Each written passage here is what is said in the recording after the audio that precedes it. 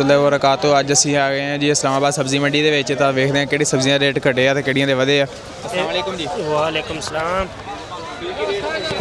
جی بھائی جان، شملہ جو ہے آج سستا ہوا ہے، 100 روپے کلو ہے، بالکل سستی ہوگی شملہ۔ بھنڈی ہے تازی بھنڈی کمالیہ والا، یہ بھی 100 روپے کلو بک رہی ہے۔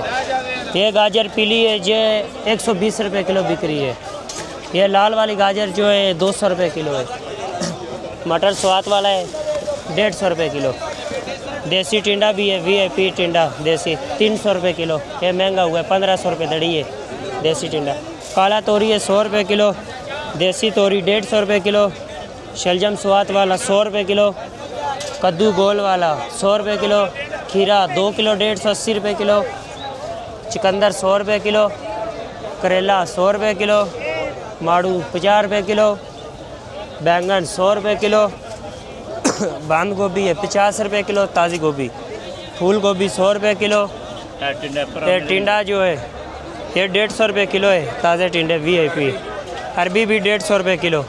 اس سبزی میں سارا کیمرہ مارو، صاف ستھری سبزی ہے ساری، آپ کو ملے گی ادھر سٹال سے۔